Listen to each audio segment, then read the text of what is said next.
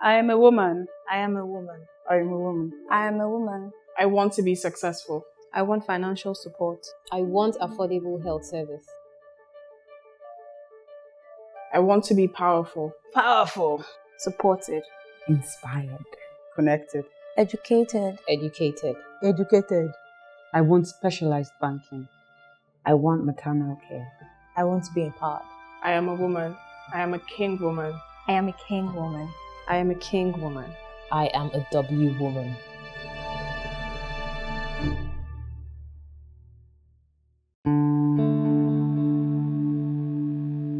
Chigul is one of the youngest women in the King's Women series. I remember when I was interviewing her, it was slightly difficult because I felt like there were walls I couldn't get over. She kept on, even when she was talking about things that were deeply emotional, she made it light by making a joke of it. And she's a comedian, of course, until this moment you're about to watch happened. And it absolutely took me by surprise. And I think it also took her by surprise. And what is so amazing about it is when we released this teaser online, it absolutely went viral. And I think we had about 10,000 views in one day. And the common denominator from the comments was that a lot of people, especially girls, could relate to that slightly fractured relationship between a mother and a daughter, especially when they feel that the mother does not fully understand them or the situation that they're going through.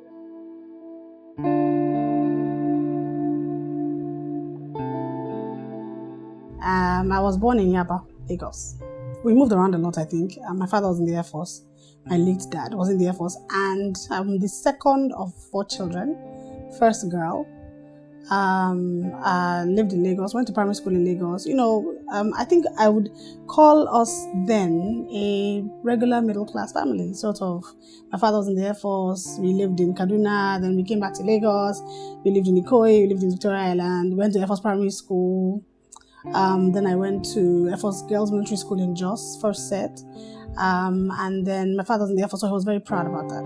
I was very proud. And then after that, I failed in school. And so my father decided that I would not continue in Jos, lest I embarrass him. So he sent me to a secondary school in Lagos, in Ikeja, where I finished out my secondary school days. And then after that, I moved to the US. And I lived there for 12 years. But academics, I wasn't necessarily the brightest. I was kind of dull when it came to school work. So Form 4 came, final exams, we sit for the exams, and I didn't make it. So I had to repeat a class. So this is me trying to figure out how I was going to break this news to my father, because he was in Lagos. And I was like, okay. So when we went home for holidays, it's actually my friend's parents picked us up from the airport because my friend and I went to the same school. And I was dreading getting home. Of course, I think my father, you give that very sacred envelope with your grades inside. And I get to Lagos, do the whole greeting, good evening, something. So then I said to myself, you know what, I'm going to grow some balls and I'm going to go tell him, but I'm going to tell him that I'm going back to school to repeat the class. I will do it with no shame in my game. So I told myself. So I remember, walking up to him, because my father had a way with military school. You come work, you do the Air Force thing, the military thing, which is kind of attention, salute. He was so proud, and it made me so proud to be able to do that. Salute, at ease, blah, blah, blah.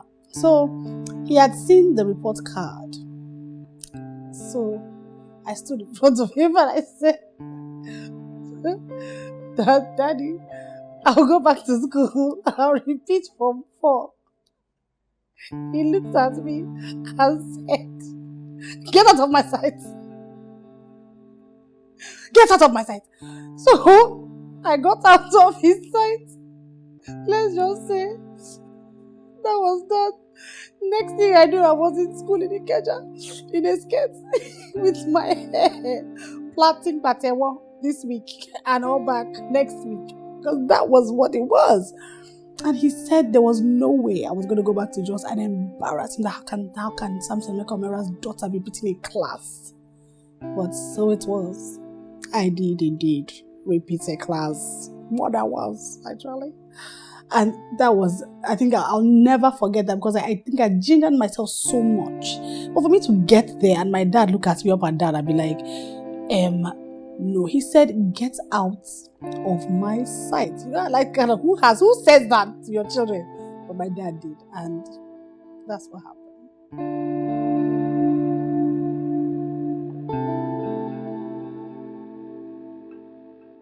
I've come across people that have told me I was no good and I would never make it, and I was ugly and all kinds of things. And I remember even being in F4 secondary school in Ikeja and having to repeat a class again while I was there.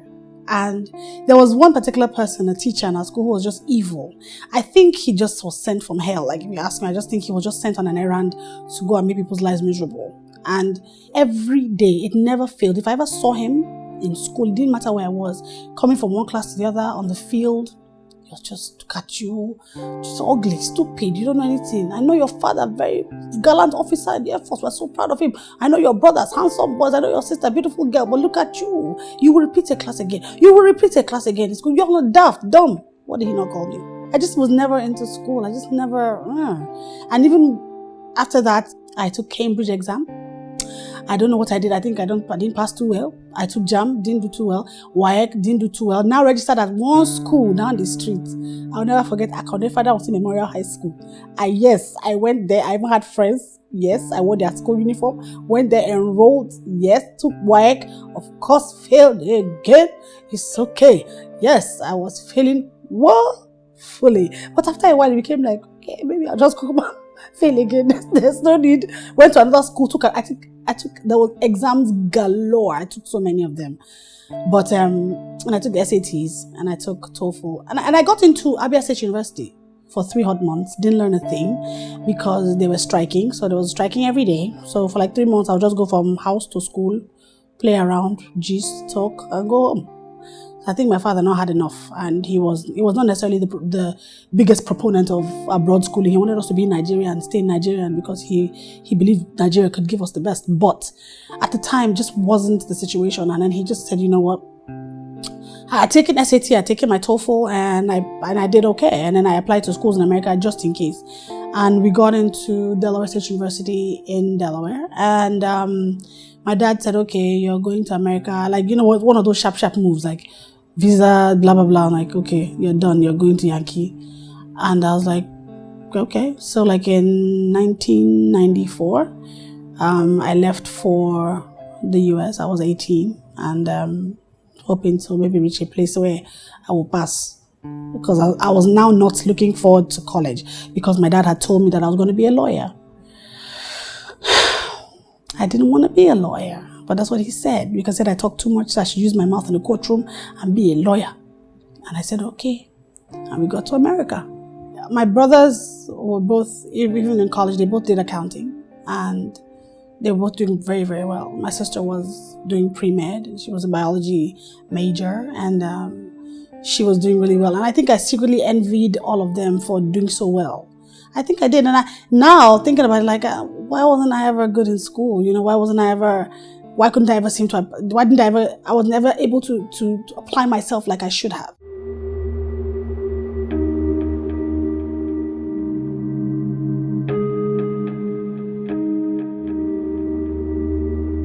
During the course of studying criminal justice, which is what I went to register for, since you couldn't do law straight, I had to do a pre-law degree. So it was criminal justice as my father wished. By the second year, my sophomore year in university, I was on academic probation. I was about to be kicked out of school with all my stuff. So my GPA was a 1.5. Wow. So I said to myself, I'm changing my major. So I decided, what will I learn? I talked to my mom. She said, just go and learn French.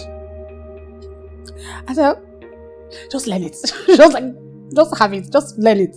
So I looked at it and I was like, okay, I seem to learn because I speak Hausa, and I seem to be able to pick up languages pretty easy. Let's give it a shot. I hated French from school, secondary school in Nigeria. So I was like, French, okay. Oh, anyway, let's try.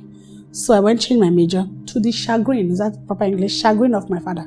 Because he now asked my uncle from DC and Maryland to come to the house, and they sat down and had a meeting. He said, well, your father said you want to change your major to French. What is that? So I said, well, I'm not going to just do French. I'm going to do French education, which means I'll be able to teach the language. So my mother was supportive, so I decided to change my major to French education. And it came with the ability to travel to France for summers and spend summers and take courses in France, in a university in the city of Caen, C-A-E-N, in Normandy, La Région, the region is Normandy. So I decided to go with that. So after my first semester, studying French education, I came back from France and I was speaking French. And one of the instructors in school professors in school was actually my aunt. And she was so impressed and she took me to all the teachers saying, oh, Choma, she's gone to Caen. I was one of the pioneer students and she's gone to Caen, she's come back and they love her and blah, blah, blah. And, she's speaking French now. And that made me say like, wow. Okay, this is good. This is good, Chi. This is good. So I decided to keep at it, and I graduated. Of course, now my graduation time was now 7 years as opposed to a 5-year course. So graduated after 7 years, and I got a chance to study 6 other languages. So at the time, I was doing French, Spanish, Italian, Swahili, Arabic, Fulani, started even doing Japanese, teaching myself Hindi. I was just doing so many things.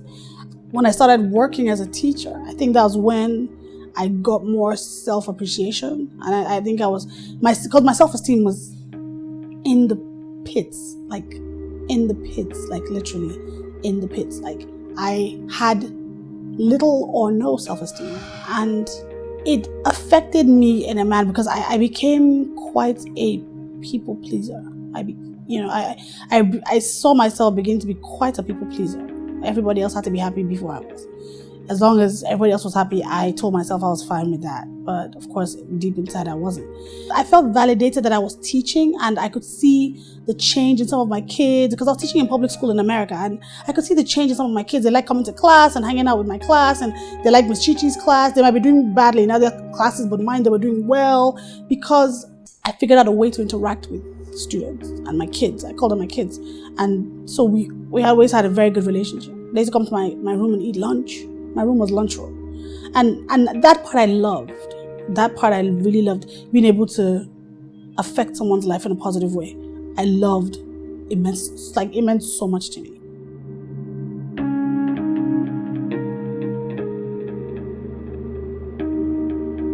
My dad was very strict. I remember getting my last flogging at 17 because I went out and came back by 10 o'clock. And my father didn't just, he beat you, then he will be silent and not talk to you for like 1 week. So it will enter. And he loved us. I know he loved us all, but he was just very strict. He traveled a lot. He was not at home all the time. He seemed to travel because he was in the military. He worked for the government sometimes. He was traveling when he was in sports, he was traveling with, so he was gone a lot. But like my dad and I spoke Hausa. We were the only two that spoke Hausa in the house. Sometimes we would speak Hausa together every now and then. I would speak Hausa to him when I was still learning it and coming up. And both of us enjoyed our northernness. My first time ever having surgery, major surgery, I was with my parents. The first trip I ever took out of Nigeria, I was with my parents. We went on a pilgrimage with my dad and my mom went to Israel and London and Rome. So it was really nice. I used to fall asleep a lot, so my father couldn't understand. We're driving on the road, see Mount of Olives, see this, see that, you're never seeing it, you're sleeping. Years later, I found out I had sleep apnea, which is probably why I kept sleeping. And I had surgery for it, and they were both with me when I went through that surgery in New York. One day we were downstairs, my brother and I, and then at about maybe midnight or 1 o'clock, my dad calls us upstairs. Because we're like, for what? Because my mom was just woken up from sleep. He woke her up from sleep. That it was in his mind to pray for us. It came to his heart to pray for us. So he was reading the Bible where Isaac prayed for Jacob and Esau, and he thought to pray for us. So we knelt down, put his hands on our heads and blessed us and prayed for success and prayed for everything good coming our way. Prayed for by proxy for my other siblings, my brother and my sister who were living in America at the time. And I remember going to rehearsals and my dad was saying when he was traveling, I said, buy me something. And he was like, Gojo, you I haven't seen you since you've been back, you've been busy, you've been teaching rehearsal. So I was like, it's for a play. So I said, buy me something, Sha. Anyway, as I usually say. Because I'd been back in Nigeria and I'd not eaten puff puff. And I was like, I want puff puff. And I was rehearsing in Lagos Island around Oniko. And I was like, there should be puff puff around here somewhere. It's like, let's just go look for puff puff. And I called, and my mom has Bible study in the house on Mondays. And it was a Monday. We get home and I see all these cars outside. So I'm like, it's like everybody, because the people say I have bad mouth. So I say, Bible study is full today. It's like people want to go to heaven. Wow. So of course, being smart. So then I get into the house and and this is me, my weird, funny-ish, crappy thinking. So I see my aunt who's sitting on the arm of the chair and her eyes are red. And I'm like, does auntie have allergies? In my head, of course. But I don't see my mom, but I see everywhere around. And then I see my older brother, and he comes over to me, and my friends are there, I'm like, it doesn't occur to you that this is what's about to happen to you. So I'm like, why is everybody around? It's like, say, party or something. And this is how I think in my head. And then he comes up to me and said, his words were, we heard that daddy died today. I just remember having an Hollywood moment and falling to the ground and saying, no. And then, but I got up off the floor and I said, where's my mom? I said, where's mommy? Where's mommy? And they said, she was inside the inner living room. So I went up there and I went up to her, and she was, she had been crying, but of course, crying softly as she could with her hands on her head and just looking like she just lost her husband. And I remember taking her hand and I was saying, Mommy, God is God. I was just saying, Mommy, God is God. I just kept saying, Mommy, God is God. I just kept saying, Mommy, God is God. And then, they had to give me a shot because I would calm down. And I remember saying over and over and over again to my friends, is it like this? Is it like this? Is it like this? Because is it like this? I just kept saying, is it like this? Is it like this? Is this how it is? Is it like this? For some reason, I was like, is it like this? But in the back of my mind, I was like, Daddy, which kind? It was the weirdest thing that's ever happened to me. Maybe because I haven't experienced anything like that of late. I used to tell myself when I would act that to evoke emotion, when I needed to cry or something, I would think of what it would be like to lose any of my parents. It's far, far from the acting. It's nothing like it. There's a void and there's an emptiness I felt, but I had to be strong, and I felt the need to be strong. One, because my brother was so strong, taking over everything, because now he died abroad. Somebody had to go abroad. So my brother had to go abroad and sort out the body, which they had to embalm, and they didn't do a good job. I wish I didn't see him when Daddy, I wish I didn't have a look at his corpse, because all I remember is him not looking like himself. It was a state funeral they had for my dad, because my dad, everything that he had done, so lying in state everywhere, lying in state in Lagos, lying in state at the stadium, lying in state in Enugu, because he was former governor of Anambra State, so lying in state there, then lying in state in Abia State, lying in state in Umuahia, then lying in state in the village. So it was a lot. We lied in state everywhere. So it was the most difficult thing I've had to deal with, I think. I handled death well. I do. I think I'm strong enough to handle death. When my dad died, I didn't know. I felt now like, what's going to happen next? Because my dad was everything. Daddy made sure you were okay. Daddy made sure you had what you needed. Daddy made sure, Dad is not like mommy. Daddy was not asking how much, too much as mommy was. Daddy would just make sure that things were good and what you need for life to be easy for you. And that's who Daddy was. And now Daddy's not here anymore, what's going to happen? My dad dying threw us into the deep end of the pool of life, in my opinion, because apparently, so many things I didn't know, like you see ugly sides of people, especially the friends, because he's not there anymore. And you know people that he gave and helped, and then when we were in need, those people were nowhere to be found. And you just sort of like realize, okay, when people say c'est la vie, c'est vraiment la vie. This is life.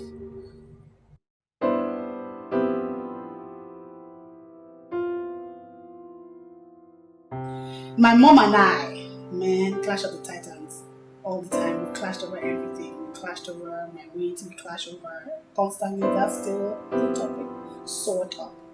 But I think I put it in a place where my friend, before she talks now, she'll say, "Can I say something?" And I'll say, "Yes, you can." And that's the day I'm feeling it. The day I'm not feeling it, I might look at her, or she'll now say that she'll talk to her. She'll say, "Oh, sorry, I shouldn't have." Yeah, and I'm saying to myself, "Yeah, you know you shouldn't." Because if you say one, I'll say 2, 3, 4, up to 10. And that's just how it's been forever. My mom and I quarreled over my grades. We quarreled over the fact that my relationships, we quarreled over when I had to go through marital. Oh Lord, did we argue? Yes, we did. Oh my. Jesus. One time I resented her for so long, and I never told anyone. I think it was just not too long ago I finally said it. I resented her because I felt like I was going through a tough time in my marriage, and she was just telling me, "Go back to your husband, go back to your husband." And everybody was just saying, "Go back to your husband." Is anybody asking me what's going on with me and how I feel and how it's doing me in my body? Does anybody care? And I felt like they were just like, "Look, just go and hold your home together. Go and hold your home." I said, "Hold what? There's no home to hold. So what am I holding?" I love her dearly, she knows. But I think my mom and I were friendly when we're not together, especially in the same space. I live with her now, but she comes and she'll come around and want to talk. And I know she wants to talk, but I just don't feel like it. And I really don't want to feel that way because I love her. I mean, like, I really love her. Sometimes I just don't know, because I feel like when my marriage fell apart, I feel like I failed at something and I had nowhere to land. Like, it fell apart and I didn't want it to fall apart. And then I feel like I disappointed my dad because we talked about it before he died. And we never discussed such things. And I felt like when I needed people to be there for me, no one was. No one was there. And I wanted people to be there. I wanted to be able to go to my mom and cry and say, "I'm tired of this and of that." And she would just always say, "Go back to your mom." And my aunties, I resented her for so long. The worst was when I found out my husband had a child with someone else. This was like a year into our separation. And when I found out my mom had heard or that she knew, I was like, I'm done. Like, I'm just done with everyone. Don't talk to me. Like, I don't want to have anything to do with anyone. But I later thought about it and I said, well, how was she supposed to tell me that? How was she supposed to bring that to me? Like news, like gist, is it gist or talk about it? And I knew it affected her. I knew that the way my life was going affected her. The worst thing for me is like not being in a relationship now. It's not being in a relationship. It's just like I wanted to give her grandchildren and I wanted us to bond over those things. And doesn't look like, like my success with my life, my career is great. It's wonderful. I thank God for it every day. But I want other things too, And I want to be able to come at her and be like, the children are misbehaving and talk about how children misbehave, and she can now say, oh, the way we are. Because I have a nephew, and just seeing her with him just like tears me up every time. Every time.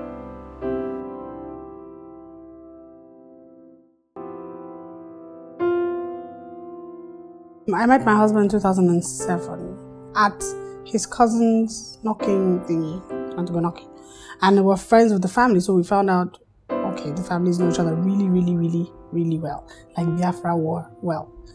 And his uncles were my father's people, like close. We used to go to the house when we were younger. So, and we were friends as teenagers and secondary school. So when I came back from America, of course, like, oh, literally we saw each other across the crowd, like, you, me, hey, yes. Okay, so then we decided to start talking.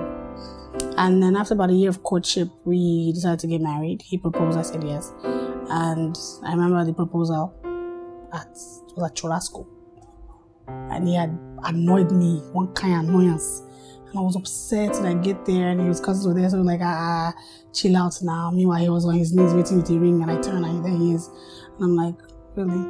You had to get me upset to get to this point? And I said yes. And we were not perfect. There were good days. I can't lie to you. There were very happy times. It just got to a place where he didn't care anymore. I didn't care anymore. So we just both didn't care. It took me a long time to even get to the place where I decided we need to divorce. Because we were separated for so long, but in that time, I would still sort of like want to see if somewhere in the back of my mind, maybe we didn't try hard enough, maybe we could, but he wasn't interested anymore. And when we started discussing divorce, we became more cordial. I was like, okay, maybe this is, because I didn't want to end things really, really badly anyway. I would rather that we ended things still sort of cordial, because we'll have to see. Because we have very close, we're related to people who are in our lives all the time, and his cousins and his family are still, to this very day, the uncles are still calling me the wife, and you know, even though, I mean, divorce is in the process, but it just sort of fizzled and began to fizzle. And I, for the life of me, I can't tell you when, how, what. I just know that was, it was my, because I've been made to believe that it was my job to keep that afloat. And the fact that it sank, I take on my head. And so when that fell apart, I said to myself, okay, so I failed at this. One more thing I failed at, apart from mathematics. So I can't even hold my marriage together, and it fell apart. And then I find out about the child, and that, I was like, I got upset because we were still officially married, but then we weren't married because emotionally he had left the building. I was there kind of, sort of, but emotionally he had left the building. Because even there was a point where he was with someone else and he was saying he had a family from himself and family. So he would send out things from himself and family. And I wasn't in that party, so I knew there was someone else. We were still officially married. I was like, okay, I guess he's moved on. We were married for about a year. I lived in Abuja, he lived in Lagos. So I used to come to Lagos every weekend. Literally leave my office at 5 o'clock, catch the last flight, Aero, from Abuja Airport to Lagos every weekend. And back on Sunday, so that I could go to work on Monday. When people used to say that to me, well, maybe because you guys didn't live together, I said, well, there are people who did long distance for years. I don't think it was a cause. I think it maybe was a factor. But you see, before I moved to Abuja, the discussion was to come to Abuja. The discussion was to move to Abuja. That was the plan. But he decided against it later. So I had a good job and I wasn't going to leave it, because what were we going to do financially? I mean, like, what were we going to do with what we had? It wasn't much. So if this job was offering me housing and things like that, the plan was to go to Abuja. So that was the plan. Like, we talked about it. It wasn't like I just said, I'm going to Abuja without my husband, as some people would like to think. That's not what happened. We decided to be in Abuja. He just decided not to come. And it was like, okay, how are we going to make this work? So I was coming to Lagos every weekend for about a year. I did that travel every weekend, Friday to Sunday. Every weekend, I was doing it. I was doing what I needed to do. And I can say that now because for a long time I was like, maybe I did, maybe. No, I was doing that. No disrespect to him, because we all had our issues. But I was doing that. So distance was an issue, small. Very small factor, but it wasn't the reason why. I am the cover-up queen because I would never want anyone to see that things aren't working. I mean, he's not very as outgoing as I am. He's colder, and I think even people notice that. He's the kind of person that you won't. He had a habit. He could just not be in communication with anyone for a long time, and literally for months he wouldn't talk to anyone in the family. I lived with him, so maybe I would know we would chat every day, but his family, they can tell you, if they told the truth, he could stay incommunicado as long as he wanted to. And then one day at a family function, he would just crop up and be there like, hey, back to normal, all right. And then after the event's over, we're back to where we were. So it was just, but I knew that of him, so there was no point. It wasn't different for me. It was just, that was his way. And I decided that it would be a worse off crime if I did not live my life to the fullest. Because for a time, I was depressed. I went through depression. I wasn't singing. I wasn't doing my hair. I was wearing black to work. It was one of those times, like, what you doing? Like, I literally had to ask myself, like, And my friends in Abuja, bless all of their spirits, they sort of like had a small mini intervention. Like, Choma, you're supposed to be bringing joy to people. How are you supposed to bring joy to people? No, this is your life. Look at you, how you are. Once again, I really, a lot of my friends, harsh lessons, and they were kicking my ass. But I felt like I needed to not be happy, go, laughy, Choma all the time. That's what people expect me to be. That's what people expected of me, to smile as I was always smiling and bring joy to people. But I was literally broken inside. People probably think you shouldn't be because of who you are, but I have my moments, like we all do, and I felt the need to be broken. I wanted to, it was where I was. That was my reality. That was my truth. Forget my marriage just fizzled, and there was nothing for me to do. There was nothing I could do. He didn't want to talk to me for a while, for like 2 years. He didn't speak to me. Would not speak to me. I would reach out, try, apologize, write letters, text. He would not speak to me. But you see, if somebody asked me, well, what did you do that was wrong? There are many things I did that were wrong. I can tell you this one particular incident. I sold the wedding rings. Yes, I did. Ask me why. And you see, Nigeria and in our culture, finish. That's the end of the story. I shot you and you deserve to be hung and you deserve to go to the guillotine for it. Whatever. In my mind, my rings were a symbol of something that did not exist as far as I was concerned. It was a circle I was wearing on my finger, but did I have a husband? No. He was absentee. So in my mind, what are we doing this for? I was like, and I said to myself, okay, yeah, I'm gonna just go. I'm gonna just, for whatever reason, and I sold them. And I was like, yeah, I sold them. The one mean thing I did was tell him I sold them. And that's one mean thing I've done. It's like, I sold them. And it was a hard time. It was a hard time. It was hard at work. It was hard in my personal life. It was hard with everything.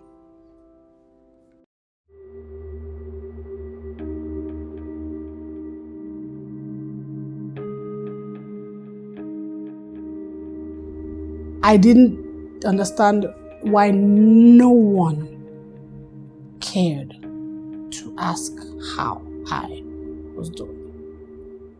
None of them. The only people that cared were my siblings. My brother, my sister, my sister-in-law. They cared. My brother cared. My brother told me from the beginning, look, whatever decisions you make, just know that you have to stand by them and bear the repercussions that come with said decisions. He had told me from the beginning. It was a whole lot of pressure because I would rather just sometimes, there are days when I just want to be in my room, turn off the lights, close my windows, and just be in my bed. And I did it sometimes in Abuja. I come back from work on Friday, I won't get up until Monday morning. I get up, go to the bathroom, come back, go kitchen, get food, come back to my bed. And that's just how I wanted to be. I didn't care. I was like, you know what? Choice words, bleep, bleep. I don't care. I was like, I just don't care. I wasn't like I was going to kill myself or anything because I'm not a believer in suicide, no matter what. But almost like the sweet, funny girl just did not want to show at all because I was not feeling sweet and funny. But nobody understood it. And I didn't know how to express myself to anyone. You know, my sister and I, we bonded. Like, we became tighter because we could talk about that. And it was one of the worst things I've ever had to go through, but one of the best things because it taught me so much. I'm still learning. And would I have changed anything about it? Looking at it now? No. Because it happened for a reason. And I'm happy it happened at 1 year with no children, no attachments. So we'll now start dividing the children like as if they're property. Well, I'll see mommy this week, I'll see daddy next week. No. That's not how I want to bring up my children. I wanted to be in a house with mommy and daddy in a house. But that didn't happen. It happened for him because he had a child and I'm happy. I felt a little jealous because I was like, well, I want to be the one to give a baby. You know, and I married at 33. And I married a virgin. So that was my first ever anything. And it was supposed to be special. It was supposed to last in my mind. I was doing Indian film. It was meant to be the last of the last. It was supposed to end with flower petals. No, that died quick. I'm learning how to deal with menfolk. I'm learning things about men that I didn't necessarily take into consideration before, like the ego and how it plays a part in their thinking and in their reasoning and how it affects the decisions they make sometimes, and then how you are supposed to react to those decisions. I realized that I now know what I don't want when it comes to finding someone to settle down with. I now know that you have to think with your head, not your heart. I now know that it's always relative. Everybody's story is not supposed to be the same. But just make sure that you are making the right decision. Whatever decision you make, you have to live with the repercussions of said decision. I think I'm more responsible now. I think that Chioma, even at 33, was not responsible. I was not mature enough to handle a marriage. I guess I might even say now that I maybe expected too much from him. And when he didn't deliver like I expected, it became a problem. But of course, life's not where I want it to be with myself, but I am happier because I feel like with the mindset I had in that situation at the time, I probably wouldn't have thrived. I probably would have become a depressed piece of trash, just going through the motions every day and not being able to create and be this person that everyone knows now.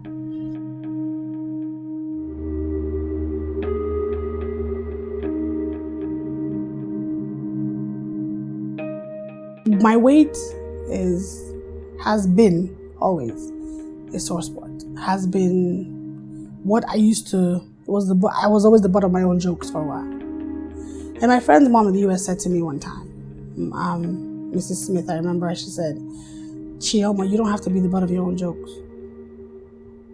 You don't. And I realized, okay, I don't have to be the butt of my own jokes. But for me, that was my material.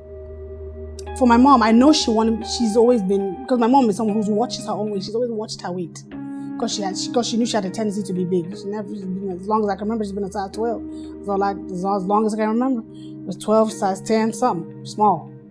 We don't wear the same clothes, thank God, because she'd have been collecting all my clothes. But she had a brother who was very big, and he passed away. He was diabetic. So she's always, I think it's just been a source of worry for her. Like, I don't want you to ever get in that position where you are going to become big, like your uncle, you know, like, and there's a tendency for diabetes to be in the family. So she was worried about all of those things. I think, in my opinion, whatever you were saying to me was wrong. It could not ever be right. There's nothing about it that is right. But of course, you think about it later and be like, oh, she was just showing concern. But in my mind, it was a soft spot, and you came at it wrong time. It got so bad, like I would wake up in the morning, and if she heard clang, clang, clang, clang downstairs, that means I was eating. And she would almost like come down and ask me, what did you have for breakfast? And sometimes, just to get on her nerves, I would say, oh, I had Indomie, then one egg, then I had 2 slices of toast, then I didn't eat any of these things, but I would just sit her, she would vex. So, but I just never felt like I got all the support that I should have gotten from her.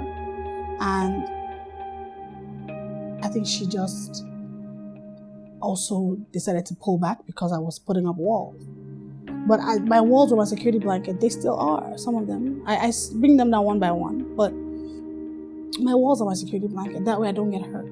Because with weight and in this industry, you know what I mean. Like, people are tough. People have no chill. The worst thing someone's ever said to me was on Instagram. There was a picture I took with a friend of mine. We were in Calabar and we were both worked for Ebony Light. And somebody made a comment and said, and this is me after makeup, heavy duty stirs, lips on flicks. Thinking to myself, I'm hot. Men? And somebody now said, it is finally good to see Fiona from Shrek in person.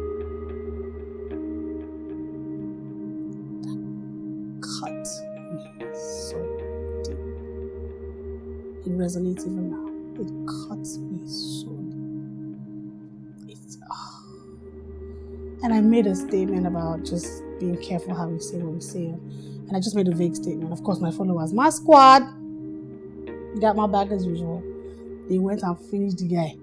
So I took his page. Of course, I went to his page and I'm like, with your 12 followers, 11 probably your family members. Why? So I was like, why am I even worried? And you have children. I hope nobody talks to your daughters like somebody else said. So I even has children. Hope nobody talks to your children like this. I said, so every time I watch Shrek and I see Fiona, I'll go, wow.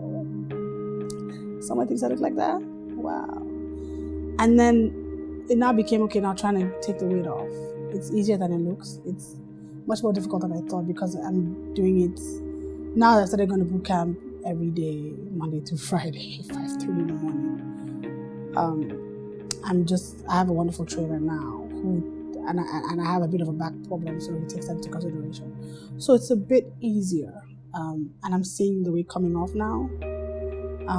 So it's more, I'm motivated to keep going. And I have even the group of girls I work out with are really, really, really supportive. They've been really supportive with me and on Instagram and and everything else. And I also have a confidence boost because ever since my career's been going really well, I've sort of I don't whatever. So I've heard people say, oh, I like you because you're just so confident, you're just this, you're just that. And I still, I get the cat calls and I get the whistles and people think I'm cute. Yeah, I'm big, but it's just beauty in a big package.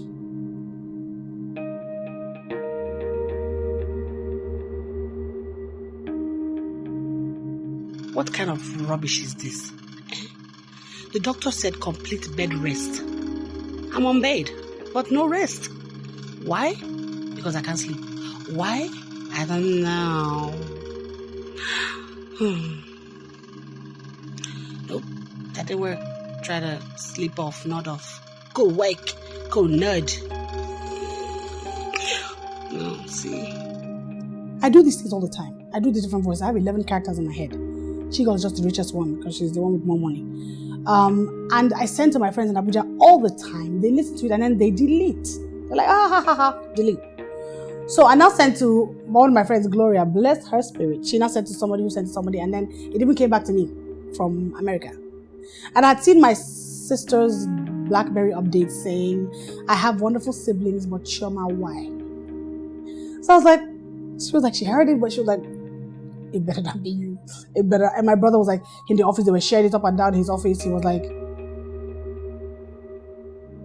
really, Raz, really? And it